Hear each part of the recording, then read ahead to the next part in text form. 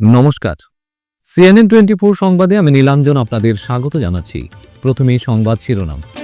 কালাইনের মেয়ে ও দুই নাতনির মৃতদেহের অন্তিম সৎকার শিলচরে কেন? শিলচরে তারাপুর কালীবাড়ি রোডে 11 জন রোহিঙ্গা নাগরিক আটক। শিলচরে খাজনার অফিসে হানা, দুই মহিলা কর্মচারীকে আটক করলেন IAS উনহালে আশিস বিদ্যার্থী। 26-এর বিধানসভা নির্বাচনে সোনাইয়ে প্রকৃত কংগ্রেসীদের টিকিট প্রদানের দাবি সোনাই ব্লক কংগ্রেসের বর্ধিত কার্যনির্বাহী সভায়। আগামী 20 সেপ্টেম্বর শিলচরে বিজেপির Miles for Modi, steps for nation দৌড় প্রতিযোগিতা। এবারে সংবাদ বিস্তারিত। শিলচরে একই পরিবারের 3 সদস্যের অন্তিম সৎকার ঘিরে তীব্র চাঞ্চল্য। মৃতা রিম্পা দাসের পিত্রালয়ের লোকজনের অভিযোগ, তাদের অজ্ঞাতে মেয়েসহ দুই নাতনির দেহের সৎকার করা হয়েছে, যা ঘটনার রহস্য আরও ঘনীভূত করেছে। গত রবিবার মেঘালয়ের টপসেম সিমেন্ট কোম্পানির গ্রিনফিল্ড এলাকায় রিম্পা দাস ও তার দুই কন্যার মৃত্যুর ঘটনা ঘটে, কিন্তু 2 দিন পর মঙ্গলবার সকালে শিলচরের শ্মশানে চুপিসারে তাদের দাহ সম্পন্ন করা হয়। এ বিষয়ে পরিবারকে জানানো হয়নি বলে অভিযোগ। মৃতার পিতা রতন দাস জানান, তার মেয়ে ও নাতনিদের শেষ মুখ না দেখিয়েই সৎকার করা হয়েছে। তার অভিযোগ, কন্যা ও নাতনিদের হত্যা করেছেন জামাই অর্পণ দাস। পাশাপাশি তিনি বলেন, অর্পণ দাস মিথ্যা অপবাদ তুলেছেন যে গ্রামবাসীরা নাকি মৃতদেহ গ্রামে সৎকারে বাধা দিয়েছে। এই ঘটনার প্রতিবাদে মঙ্গলবার মৃতার বাবা পরিবার কালাইনের বড়ইতলিতে অর্পণ দাসের বাড়িতে উপস্থিত হয়ে বিচার দাবি করেন। ঘটনাস্থলে পঞ্চায়েত সদস্য সৌমিত্র পাল সহ স্থানীয়রা বিষয়টি নিয়ে বৈঠক করেন। গ্রাম মুরব্বীরা আশ্বাস দিয়েছেন, আগামী বৃহস্পতিবারের মীমাংসা করা হবে।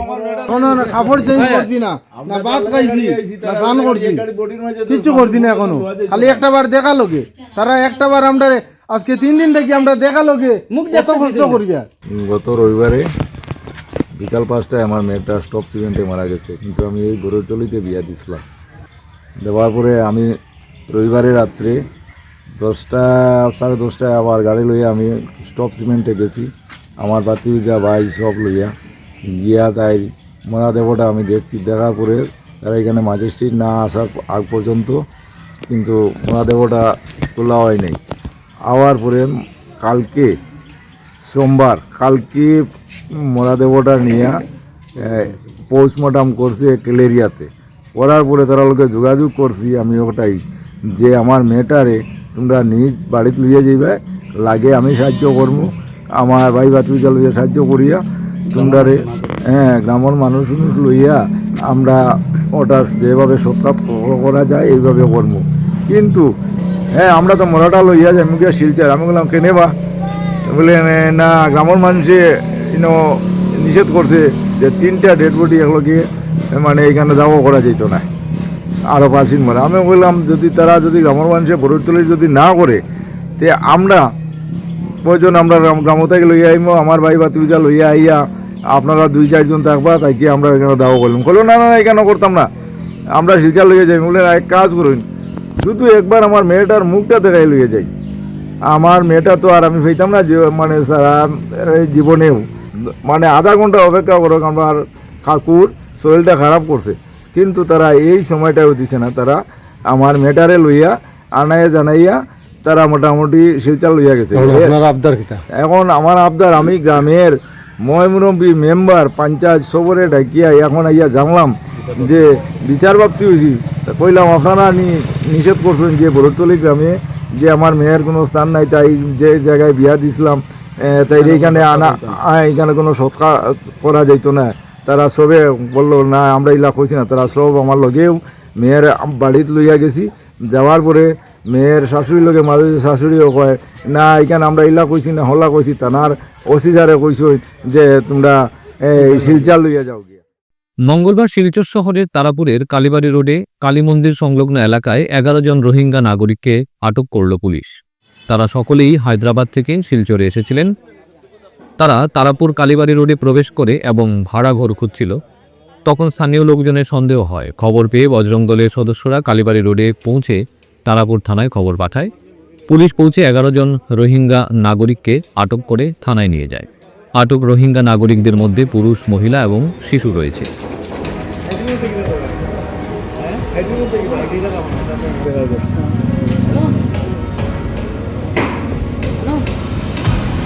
ट्रेन उठते असलो गेला नाही ट्रेन उठते असलो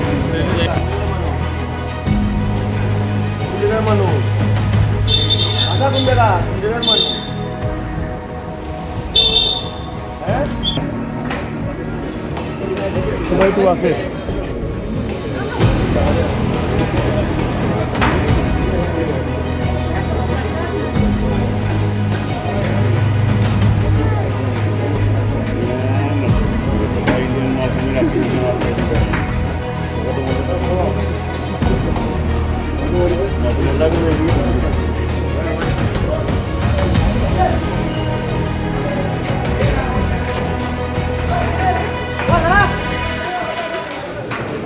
আজকে সকাল অনুমানিক 8:30-9টার সময় হঠাৎ তারাপুর রেল স্টেশন থেকে 11 জন সন্দেহভাজন রোহিঙ্গাদেরকে দেখা গেছে। তো দেখা যাওয়ার সাথে সাথে আমাদের সংগঠনের ছেলেদেরকে পাবলিকে খবর দেয় এবং আমাদের বজরংদলের ছেলেরা সেখানে গিয়ে উপস্থিত হয়ে ওদের কাছে পরিচয় জানতে চাইলে ওরা তখন নিজের থেকেই স্বীকার করে যে ওরা রোহিঙ্গা এবং ওরা হায়দ্রাবাদ থেকে এসছে। হায়দ্রাবাদ থেকে বাই ট্রেন এখানে এসছে এবং এখানে কিসের জন্য এসছে সেটা ওরা সঠিকভাবে বলেনি। ওরা বলছে যে ওরা বাংলাদেশ যাবে, কিন্তু সঠিক করে ওরা কিছুই বলেনি। আমরা মনে সন্দেহ হচ্ছে যে আজকে আমরা ধরতে পেরেছি বলে 11 জনকে ধরা হয়েছে, নালে এরকম কত রোহিঙ্গিয়া আমাদের এখানে আসছে আর যাচ্ছে। তাই আমরা আসাম সরকার তথা পুলিশ প্রশাসনের কাছে আমরা আবেদন রাখবো যে যারা বাইরে থেকে আসে এবং শিলচরে এসে বিভিন্ন জায়গাতে থাকে এবং অনেক লোক আছে আমাদের শিলচর শহরেও, যে ওদেরকে সুরক্ষা প্রদান করে এবং থাকার জায়গা পর্যন্ত ওদেরকে প্রোভাইড করে। তো আমরা প্রশাসনের কাছে আমরা বিনম্র আবেদন রাখবো, সরকারের কাছে আমরা আবেদন রাখবো যে যেসব রোহিঙ্গা সন্দেহভাজন লোকরা ট্রেনের মাধ্যমে আমাদের এখানে এসে বা বিভিন্ন উপায়ে আমাদের এখানে এসে ঢুকে থাকার চেষ্টা করছে তাদেরকে আইডেন্টিফাই করার জন্য। আজ একটা ঘটনা আমাদের ধরা পড়েছে, এজন্য জনসম্মুখে এসছে। যদি ধরা না পড়তো তাহলে এরকম ধরনের প্রতিনিয়ত কত রোহিঙ্গা আমাদের এখানে আসছে যাচ্ছে। শিলচরের জেলাশাসক কার্যালয়ের পাশে উন্নয়ন ভবনে দীর্ঘদিন ধরে দুর্নীতির অভিযোগ উঠছিল 2 মহিলা আধিকারিকের বিরুদ্ধে। দেখুন সবিশেষ। অভিযোগ, তারা নথি পাশ করার সময় সাধারণ মানুষের কাছ থেকে অতিরিক্ত টাকা দাবি করতেন। একাধিক অভিযোগ জমা পড়ার পর জেলাশাসক মৃদুল যাদব নবনিযুক্ত IAS উনহালে আশিস বেতার থেকে বিষয়টি খতিয়ে দেখার দায়িত্ব দেন। গত বৃহস্পতিবার দুপুরে আশিস সাধারণ মানুষ সেজে সার্কেল অফিসের লাইনে দাঁড়ান। এর আগে খাজনা দিতে আসা এক ব্যক্তির কাছ থেকে নির্ধারিত 990 টাকার বদলে প্রায় 1400 টাকা দাবি করেন 2 আধিকারিক, কৃষ্ণা বর্মন এবং মেহজ আবিন। অতিরিক্ত টাকার কারণ জানতে চাইলে তারা আদালতের খরচের অজুহাত দেন, কিন্তু কোনো রসিদ দেখাতে পারেননি। গোটা বিষয়টি আশিস মোবাইলে রেকর্ড করেন। যখন তিনি নিজে অতিরিক্ত টাকা দিতে অস্বীকার করেন তখন ওই 2 আধিকারিক তার সঙ্গে দুর্ব্যবহার শুরু করেন। শেষ পর্যন্ত তার প্রকৃত পরিচয় প্রকাশ পায়, তবে ততক্ষণে প্রমাণও জোগাড় হয়ে গিয়েছিল। আশিস জানান, বহু সাধারণ মানুষ দূর দূরান্ত থেকে এসে এভাবেই প্রতারিত হচ্ছেন দিনের পর দিন। টাকা না দিলে হুমকি এবং অপমানের মুখে পড়তে হয় তাদের। কয়েকজন আগে থেকেই অভিযোগ জানিয়েছিলেন এবং কিছু প্রমাণও দিয়েছিলেন। বৃহস্পতিবারের ঘটনার রিপোর্ট জেলা শাসকের কাছে জমা দেওয়া হলে সঙ্গে সঙ্গে কৃষ্ণা বর্মন এবং মেহুজ আবনিকে সাময়িকভাবে বরখাস্ত করা হয়। আশিসবাবু বলেন, বাইরের লোকেরা অভিযোগ করলেও সবসময় তা আমাদের সামনে আসে না। অনেক কার্যালয়ে সিসিটিভির মতো পরিকাঠামো নেই। সেই সুযোগকে কাজে লাগিয়ে কিছু কর্মচারী সাধারণ মানুষকে হয়রানি করছেন। এই 2 কর্মচারীর বিরুদ্ধে প্রিভেনশন অফ করাপশন অ্যাক্টে বিভিন্ন আইনে অভিযোগ গৃহীত হয়েছে, তদন্ত চলছে। আশা করি এই ঘটনা অন্যান্য আধিকারিকদের কাছে কঠোর বার্তা দেবে। 26-এর বিধানসভা নির্বাচনে সোনাইয়ে প্রকৃত কংগ্রেসীদের টিকিট প্রদানের দাবি উঠল সোনাই ব্লক কংগ্রেসের বর্ধিত কার্যনির্বাহী সভায়। সোমবার সন্ধ্যা রাতে আমজুরঘাটে অনুষ্ঠিত সভায় মণ্ডল ও বুথ কমিটির কর্মকর্তারা দুদিনে কংগ্রেসের পাশে থাকা ব্যক্তিকে টিকিট প্রদানের দাবি তুলেন। ব্লক কংগ্রেসের সভাপতি আখতার হোসেন বরভুইয়া। অনুষ্ঠিত সভায় উপস্থিত ছিলেন জেলা কংগ্রেসের সহসভাপতি জালাল আহমেদ মজুমদার, 2 সাধারণ সম্পাদক সঞ্জয় দেব ও আনসার আহমেদ চৌধুরী সহ অন্যান্যরা। জেলা প্রতিনিধিদের সামনে ব্লক কংগ্রেসের 2 সহসভাপতি তাজউদ্দিন লস্কর, দিলকদর লস্কর সহ অন্যান্যরা ক্ষোভ প্রকাশ করে বলেন, দলে নতুনভাবে যোগ দিয়ে পুরনো কংগ্রেসীদের হেয় প্রতিপন্ন করছেন প্রাক্তন বিধায়ক আমিনুল হক লস্কর। এমনকি বিজেপিতে থাকা অবস্থায় কংগ্রেসীদের উপর বিভিন্নভাবে জুলুম করেছেন। তাই আগামী নির্বাচনে কংগ্রেসের দুঃখ দুর্দশা বোঝার মতো ব্যক্তিকে দলীয় টিকিট প্রদান করতে দাবি জানান তারা। গত দুবার দলীয় মনোনয়ন চেয়েও টিকিট পাননি আক্কা, তাই এবার তাকে টিকিট প্রদান করে সোনাইয়ের কংগ্রেসীদের সম্মান জানাতে তারা দাবি জানান। কিভাবে ম্যানেজ করা যায়? পঞ্চায়েত টোটাল 9টা এপি মেম্বার আমরা টিকিট দিছি আমার ব্লকের কথা বলছি। 9টার মাঝে শুধু একটা এপি আমরা হারিয়েছি, 8টা এপি কংগ্রেস দিচ্ছে। সেটা 8টা জিতাইবার মানুষ ম্যাক্সিমাম মানুষ তো ওয়ার্কার ভোট প্রেসিডেন্ট হলে কেন তারা শুধু সবাই আমি ডাকছি না, সবাই ডাকলে জায়গা হইতো না। এখন দিদিত্ব এখন মন্ডলের 10জন 12জন ভোট কর্মী প্রেসিডেন্ট আছে। এরা এখানে আমরা কিছু না, ব্লক প্রেসিডেন্ট বলতাম না, এরা বুথ প্রেসিডেন্ট হল আসুন, মন্ডল সভাপতি, মন্ডল কমিটি যারা আসুন, টান প্রচেষ্টায় আমরা আমার মনে হয় না কাছাড়া কোনো ব্লকও যে এইরকম এপি যে টিকিট দিছি আমরা কংগ্রেস থেকে, এপি ইলা যে 9টার থেকে 8টা জিতা, এখন 10% জিতা এলা কোনো হয়েছে।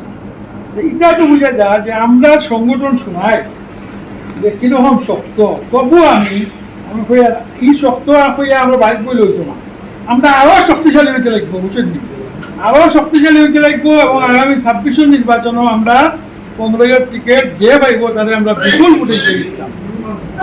এটা আমরা আগামী 20 সেপ্টেম্বর সকাল 6টায় কাছাড় জেলা বিজেপির উদ্যোগে আয়োজিত হবে বিশেষ দৌড় প্রতিযোগিতা। কর্মসূচির নাম দেওয়া হয়েছে Miles for Modi, steps for nation, run together, build together. এই কর্মসূচির সূচনা হবে শিলচরের রাঙ্গিরখালী নেতাজি মূর্তির সম্মুখ থেকে। বিজেপি কার্যালয়ের সভাকক্ষে এক সাংবাদিক সম্মেলন করে জানালেন কাছাড় জেলা বিজেপি সভাপতি রূপম সাহা। আমরা আজকে একটি বিশেষ কর্মসূচি নিয়ে আপনাদের সামনে উপস্থিত হয়েছি। আপনারা জানেন প্রধানমন্ত্রী নরেন্দ্র মোদী, যিনি বিশ্ব নেতা, ভারতবর্ষের প্রধানমন্ত্রী, ওনার কার্যকালে আমরা ভারতবর্ষের ডেভেলপমেন্টের জন্য আমরা একটা ইতিহাস তৈরি করতে পেরেছি ওনার নেতৃত্বে ভারতীয় জনতা পার্টি। আর আপনারা নিশ্চয়ই জানেন যে সমস্ত কাছাড় জেলায়, বরাক উপত্যকায় এবং সমগ্র আসামে মাননীয় ডক্টর হিমন্ত বিশ্ব শর্মা মহাশয়ের মুখ্যমন্ত্রীর নেতৃত্বে যেভাবে ডেভেলপমেন্ট চলছে, সেই ডেভেলপমেন্টকে লক্ষ্য রেখে আমাদের প্রধানমন্ত্রীর কাজকে যেভাবে আমরা প্রশংসনীয়ভাবে সমস্ত বিশ্বের কাছে ওনার বার্তা পৌঁছেছে। এবং আমরাও জানি এই প্রধানমন্ত্রীর জন্মদিন আগামী 17 সেপ্টেম্বর। এই তারিখ প্রধানমন্ত্রী 75 বছর পূর্ণ করতে চলছে। আর এটা হলো একটা অমৃতকাল। এই অমৃতকালের যে জন্ম উৎসবটিকে আমরা পক্ষকাল ব্যাপী আমরা এটা পালন করতে যাচ্ছি।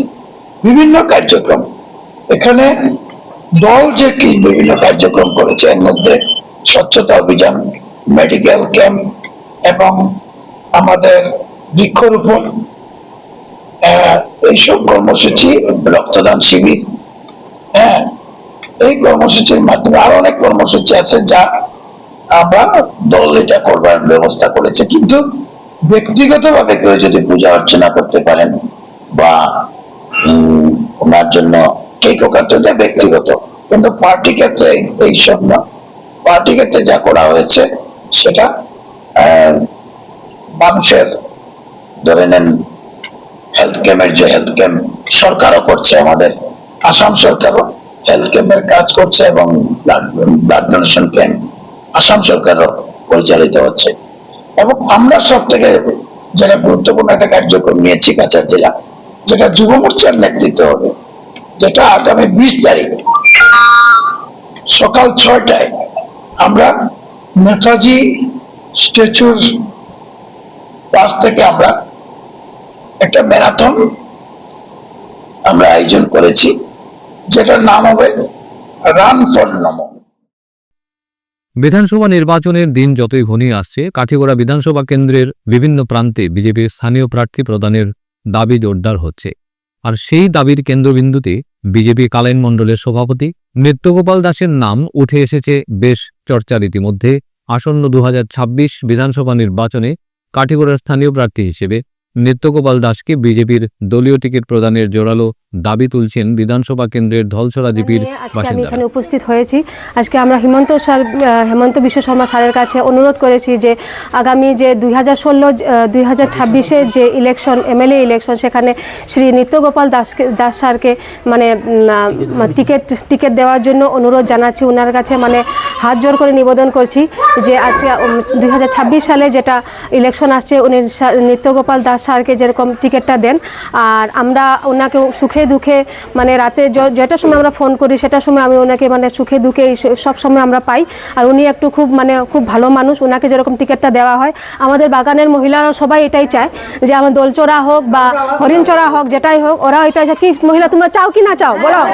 হ্যাঁ, আজকে আমরা দোলচড়া জিপি থেকে এবং হরিণচড়া আর দোলচড়া দুইটা বাগানের আমাদের এখানে কিছু মানুষ আমরা একত্রিত হয়েছি।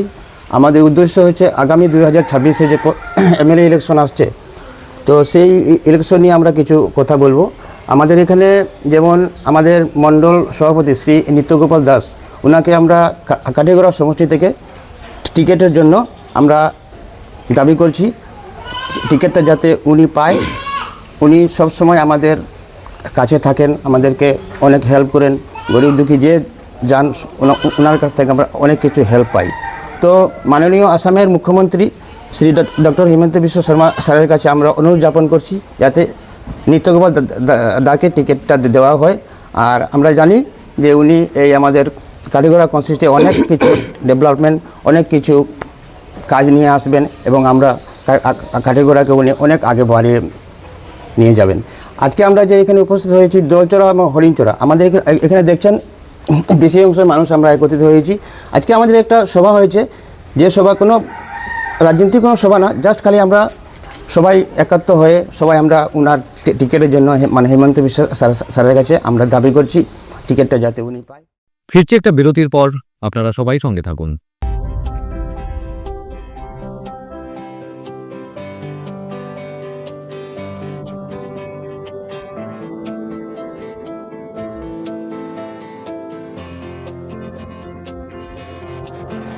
বরাক উপত্যকা সহ সমগ্র উত্তর পূর্বাঞ্চলের জন্য সুখবর।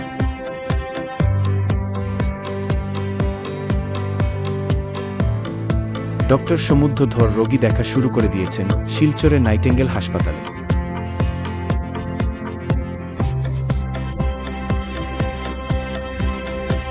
প্রতি শনিবার বিকাল 3টার পর থেকে নিয়মিত রোগী দেখবেন শিলচর নাইটেঙ্গেল হাসপাতালে।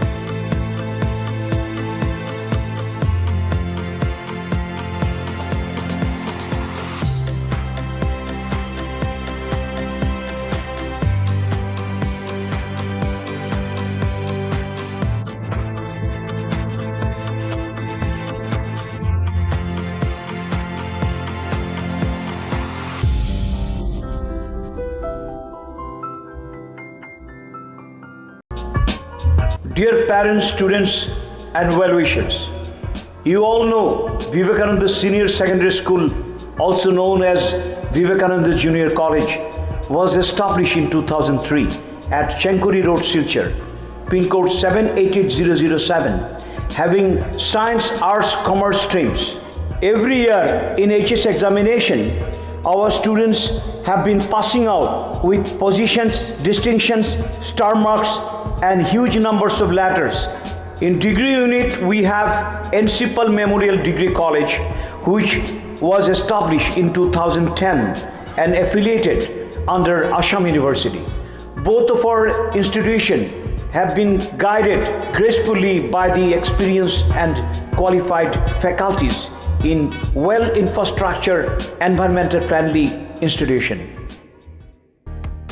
Grace well hospital, Meherpur, Silchar. এখানে আপনারা পাবেন ডায়ালিসিস, এন্ডোস্কোপি, সোনোগ্রাফি, ইকোকার্ডিওগ্রাফি, এক্স-রের মতো বিশেষ সুবিধে। উন্নত মানের ডাক্তারি পরিষেবার পাশাপাশি পাবেন আইসিইউ, এনআইসিইউ, ইনডোর, আউটডোর এবং যে কোনো রকম সার্জারি অত্যন্ত সুলভ মূল্যে এবং অত্যাধুনিক মানের। গ্রেস ওয়েল হসপিটাল বিভিন্ন ধরনের চিকিৎসা পরিষেবার পাশাপাশি এখানে আপনারা পাবেন বন্ধ্যাত্ব কাটিয়ে মাতৃত্ব এবং পিতৃত্বের আশ্বাস। আপনার সুস্থ জীবনের লক্ষ্যে সর্বদা কাজ করে চলেছে গ্রেস ওয়েল হসপিটালের সদস্যবৃন্দ। ঠিকানা grace well hospital, Meherpur, Silchar 788015। আপনার সুস্থ এবং মঙ্গলময় জীবন কামনা করি আমরা। Grace well hospital. ফিরে এলাম বিরতির পর। প্রধানমন্ত্রী নরেন্দ্র মোদীর ৭৫তম জন্মজয়ন্তী উপলক্ষে আসাম সরকার রাজ্য জুড়ে ১৭ থেকে ২৩ সেপ্টেম্বর পর্যন্ত সেবা হি সমর্পণ সেবা সপ্তাহ পালনের ঘোষণা করেছে। 17 सितंबर से स्टार्ट करते हुए 25 सितंबर तक प्रत्येक दिन एक एक्टिविटी ऑर्गेनाइज की जाएगी, जिसमें health, education, forest, revenue department, finance department का विभिन्न गतिविधियां करी जाएंगी।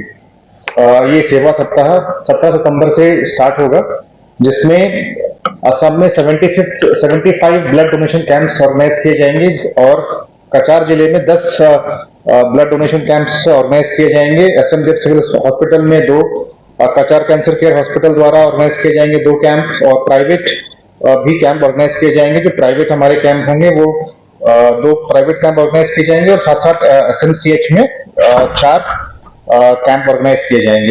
और सेकेंड डे 18 सितंबर को मेगा हेल्थ कैंप जो प्रत्येक एलएसी में ऑर्गेनाइज किया जाएगा, लेकिन स्टार्ट हो रहा है ढोलाई एलएसी से, जिसमें 18 साल से जो नीचे के बच्चे हैं उनका जो 58 कंडीशंस होती हैं, मेडिकल कंडीशंस होती हैं, उनका स्क्रीनिंग, रेफरल, ट्रीटमेंट की व्यवस्था की जाएगी।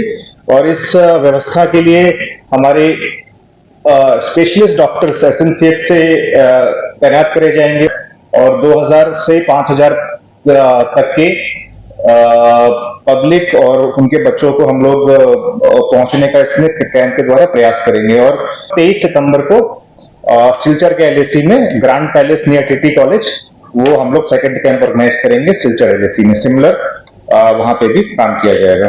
हमारा तीसरा एक्टिविटी होता है 19 सितंबर को, जिसमें प्लांटेशन ड्राइव। पूरे असम में लगभग 20,000 इंस्टीट्यूशंस में प्लांटेशन ड्राइव किया जाएगा, जिसमें कचार में 1000 इंस्टीट्यूशंस में प्लांटेशन ड्राइव। हर इंस्टीट्यूशन में we are targeting 75 saplings. So in Kachar district 75,000 saplings will be planted across education institutions, across public institutions.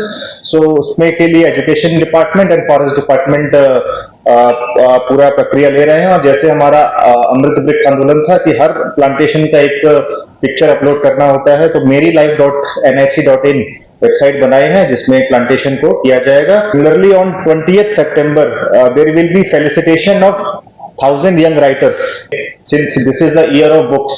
So government is felicitating young writers, and they will be getting a cash prize of 25,000 rupees. So इसको Guwahati level पे felicitation किया जाएगा। 1000 young writers हमारे जिले से भी बहुत लोगों ने अप्लाई किया है, एंड फाइनल डिटेल्स 20th सितंबर को सबको जानकारी दी जाएगी।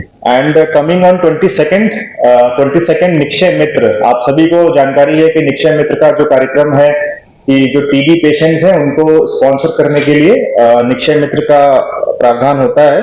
पूरे राज्य में लक्ष्य है कि 7,500 टीबी पेशेंट्स को स्पॉन्सर किया जाए, उनको फूड पैकेट का सपोर्ट दिया जाए, जो अगले 6 महीने तक का उनको सपोर्ट होगा। तो उसमें अंतर्गत कचार जिला में 700 टीबी पेशेंट्स को उस दिन फूड पैकेट्स का वितरण किया जाएगा, हर एलएसी में 100 food packets. Coming on 23rd जो लैंड पट्टा डिस्ट्रीब्यूशन फॉर रिलीजियस एंटिटीज, जो स्कूल है, कॉलेजेस हैं या रिलीजियस इंस्टीट्यूशंस है, उनका जमीन का जो पट्टा है उनको पूरा किया जाएगा। इसका भी प्रक्रिया हम लोग ने लिया हुआ है। And coming on the final day of 25th September, and this is the I think the biggest initiative and flagship scheme of government of Assam, Arunoday 3.0। Arunoday 3.0 में लगभग 35 lakh beneficiaries and 1250 rupees per month. So this time in Kachar district we have the total quota of 2,13,500 beneficiaries. However, after a lot of screening, lot of digitization, we have found that on 25th of September 1,83,330 beneficiaries will be getting the Arunodaya first payment of 1250 rupees in their bank account On that particular day, in each polling station, an event will be organized, and where Honorable CM will address them and tell them that they have received a welcome packet, they have received the nomination form for Arnodoy, and one book also they have received, and on that particular day, the LPG forms, that who are eligible among these Arnodoy beneficiary for getting the LPG connection, that will also be collected. Rukni east জিপির বন্যা কবলিত এলাকা পরিদর্শন করলেন DB সভাপতির নেতৃত্বে এক প্রতিনিধি দল। কয়েকদিনের ভারী বর্ষণে কৃত্রিম বন্যায় প্লাবিত হয়েছে ধলাই বিধানসভা সমষ্টির বিভিন্ন অঞ্চল, ধানক্ষেত সহ শতাধিক বসত ঘর জলের তলায়। এ বন্যার জলে প্রচুর পরিমাণে ধানক্ষেত বিনষ্ট হয়েছে রুকনি ইস্ট জিপিতে। এতে স্থানীয় কৃষকদের মধ্যে হাহাকার সৃষ্টি হয়েছে। কত দরিদ্র কৃষকরা কিভাবে তাদের এই ক্ষতিপূরণ করবেন তা নিয়ে চিন্তায় পড়েছেন। দিনরাত এক করে মাথার ঘাম পায়ে ফেলে কঠোর পরিশ্রম করে ফসল লাগালেও ফলনের আগেই বন্যার জলে ফসল ধ্বংস হয়ে গেছে। এ নিয়ে আজ নিজ গ্রাম পঞ্চায়েত এলাকায় বন্যা কবলিত কৃষকদের দুর্দশার খবর নিতে প্লাবিত এলাকা পরিদর্শন করেন রুকনি ইস্ট জিপির সভাপতি জিষ্ণু রায় সহ জিপির 10 নম্বর গ্রুপের গ্রুপ সদস্য সাজুল হক লস্কর সহ এক প্রতিনিধি দল। আজকে আমি রুকনি ইস্ট জিপির প্রথম খণ্ডের 9 নম্বর এবং 10 নম্বর গ্রুপ পরিদর্শন করি। এই এলাকাটি বর্তমানে জলমগ্ন, প্রায় শতাধিক ঘরবাড়ি জলের তলায় বর্তমানে আছে। আর মানুষ এই এলাকার খুব দুর্ভোগে ভুগছেন বর্তমানে। মানুষের সাথে সাথে আমাদের যে গরু মহিষ এগুলারও খাবার বর্তমানে নেই।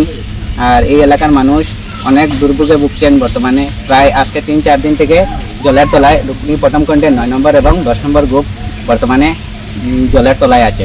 প্রায় জমিন প্রায় 100 বিঘা জমি ধান নষ্টের পথে বর্তমানে। আমরা রুকনি প্রথম খণ্ড এলাকার 10 নম্বর গ্রুপ রুকনি স্টোর, আমরা জনসাধারণ প্রায় 100 বিঘা জমি পানির তলে ক্ষেত গিয়েছে এবং গরু বাছুর মহিষ ছাগল ইত্যাদির হানি লাগিয়ে আমরা বেশি ভুক্তভোগী হয়েছি। আজকে 4 দিন তনে জমিন মিয়া গরু বাছুর দেওয়া যাচ্ছে না। আমরা সরকারের কাছে আবেদন জানাচ্ছি, আমাদের পঞ্চায়েত সহ পঞ্চায়েত উপস্থিত হয়েছেন, এই বলে আমার সংক্ষিপ্ত বক্তব্য। আমরা সাহায্য করার লাগিয়া। নির্বাচন আসছে, তাই তড়িঘড়ি কাজগুলো সম্পন্ন করতে হবে। তাই একের পর এক চলছে উদারবন্দ বিধায়ক মিহিরকান্তি সোমের কাজের সূচনার ফলক উন্মোচন ও উদ্বোধন। মঙ্গলবার ডলুগ্রাম জিবির অন্তর্গত ডলুগ্রাম পিডব্লিউডি সড়ক থেকে স্কটকুর মুখ্যমন্ত্রী পক্ষীপথ যোজনা নম্বরের 90 লক্ষ টাকা ব্যয়ে নির্মিত রাস্তার কাজের ফলক উন্মোচন করেন। একই সঙ্গে ডলুগ্রাম জিপির 229 নং এবং 44 নং মডেল অঙ্গনওয়াড়ি কেন্দ্রের আনুষ্ঠানিক উদ্বোধন করেন উদারবন্দের বিধায়ক। এ উপলক্ষে আয়োজিত সভায় বক্তব্য রাখেন বিধায়ক মিহিরকান্তি সোম। সভার সভাপতি ডলুগ্রাম জিপির সভানেত্রীর প্রতিনিধি রিঙ্কু দাশগুপ্ত। সভায় দেশাত্মবোধক সঙ্গীত পরিবেশন করেন বিশিষ্ট সঙ্গীত শিল্পী আশু তাঁতি। ঝুমুর নৃত্য পরিবেশন করেন সোনু দলের সম্প্রদায় ও ভজন নাগমা রংমাই।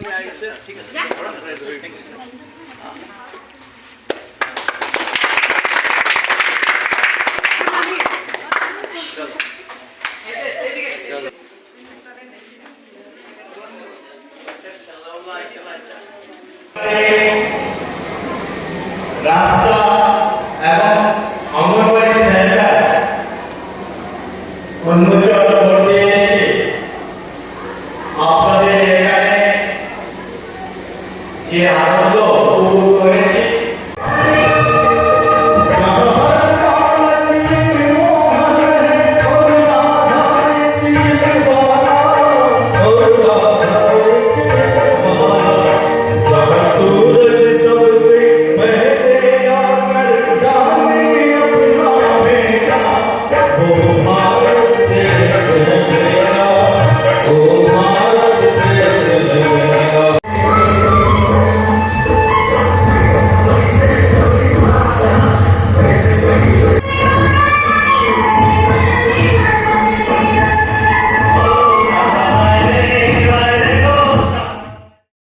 শিলচরে টিভি দেখার সময় কংগ্রেসের নেতার মৃত্যুর ঘটনায় শোকের আবহ তৈরি হয়েছে। কংগ্রেস নেতা তথা লক্ষ্মীপুর পৌরসভার প্রাক্তন চেয়ারম্যান কল্যাণচন্দ্র দে গতকাল রাতে শিলচরের নিজ বাসভবনে টিভি দেখার সময় হৃদরোগে আক্রান্ত হয়ে মারা যান। 2007 থেকে 2015 সাল পর্যন্ত 3 বার লক্ষ্মীপুরের চেয়ারম্যান ছিলেন তিনি। গতকাল রাতে 11:30 শিলচরে তার বাসভবনে টিভি দেখার সময় হঠাৎ হৃদরোগে আক্রান্ত হয়ে মারা যান তিনি। মৃত্যুকালে তার বয়স হয়েছিল 72 বছর। তিনি তার স্ত্রী, এক ছেলে, পুত্রবধূ, এক কন্যা, জামাতা এবং নাতি নাতনি রেখে গেছেন। তার মৃত্যুতে বিভিন্ন মহলে শোক প্রকাশ করছে। তার মৃত্যুর খবর ছড়িয়ে পড়তেই কংগ্রেস দলসহ বিভিন্ন মহলে শোকের আবহ তৈরি হয়। তার আত্মার চিরশান্তি কামনা করে শোকার্ত পরিবারের প্রতি গভীর সমবেদনা জ্ঞাপন করেছেন বিভিন্ন দল সংগঠনের কর্মকর্তারা। আজকের মতো সংবাদ এ পর্যন্তই। নমস্কার।